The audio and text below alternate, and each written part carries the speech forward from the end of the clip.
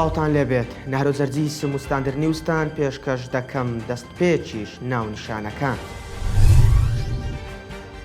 دامەزراوەیەکی ناسراوی ئەمریکی هۆشداری دەداتە سەرۆکی حکوومەت و دەڵێت بەردەوام بێت چارەنووسی خراپ دەبێت.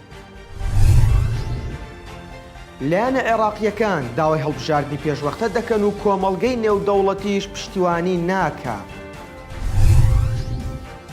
پێشەرکاریەکانی دەسەڵات بەرامبەر ئازادی ڕادەربڕین تا دێ فراوانتر دەبێت و ڕەخنەکان زیاتر دەبن.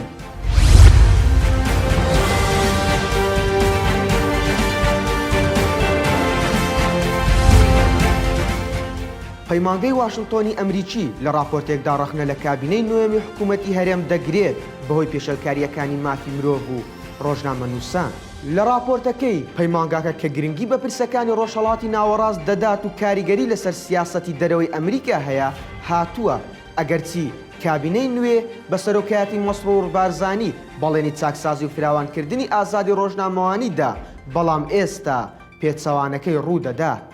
ئەوەشی وتووە شکستی حکوومەت لە دابینکردنی موچە و خزمەت گوزاری و ئەنجامدانی چاکسازی ناڕزایەتیەکانی زیاتر کردووە.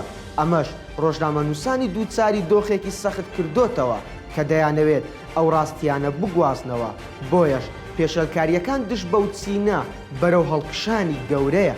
پەیمانگای واشنتۆن هۆشداریش دەدات پێویستە مەسرور بارزانی سەرۆکی حکوومەتی هەرێم پند وەربگرێت لە ئەزموونی وڵاتانی ناوچەکە لە ئەنجامدانی پێشەلکاری بەرامبەر ئازادی ڕادەربڕین و مافەکانی مرۆڤ بە پێچەوانەوە چارەنووسی خراپتر دەبێت.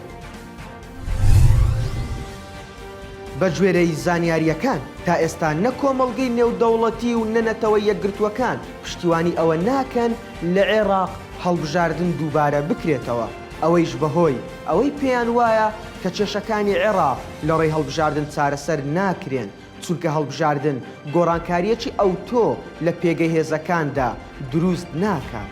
دەژڵێن بڕیاری دادگای فیدراڵی بۆ بەشداری 220 ئەندام پەرلەمان بۆ هەڵبژاردننی سەرۆک کۆمار دۆخەکەی سەختتر کردووە. ئەستەمە هیچ هاوپەیمانیەک بێتەوافق لە داهاتوش بتوانێت ئەو ڕێژەیە کۆ بکاتەوە. بۆیە کۆمەڵگەی نێودەوڵەتی پێی وایە چارەسەر تەنها ڕێکەوتنی لایەنەکانە.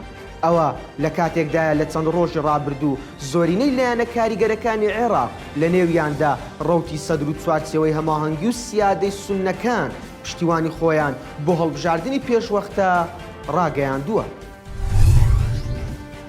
سەرەڕای ئەوەی راپۆرتە نێودەوڵەتیەکان یۆنامی و کۆمەڵگەی نێودەوڵەتی چەندین جار هۆشداریان داوە بە حکوومەتی هەرێمی کوردستان کە دەست لە پێشێلکاریەکان هەڵبگرێت بەرامبەر ئازادی ڕادەربڕین و هاوڵاتیان، بەڵام پێشێلکاریەکان ڕۆژ بە ڕۆژ ڕوو لە زیادبوونە. شایانی باسە جیرانوانی شیلاتزێ زیاتر لە 16 ڕۆژە لە نێو زیندانی چاکسازی گەورانی هەولێر مانیان گرتووە و لەلایەکی تریش بەهۆی بانگەشەی خۆپیشاندانەکان لە دوێنێەوە هەڵمەتێکی دەستگیرکردن دەستی پێکردووە و ژمارەیەکی زۆر لە هێزە ئەمنیەکان لە نێو شارەکان بڵاو کراوەتەوە. کەمی خزمەت گوزاری و دابین نەکردنی بووەتە هۆی دەربڕین و فراوانبوونی ناڕزایەتیەکانی هاوڵاتیان. ستاندەر نیوزم پێشکەشکردن بۆ دەستخستنی زانیاریەکان ڕۆژانە سەردانی لاپەڕەی ستاندەر بکەن لە فەیسبوک. بەختەوەر بن.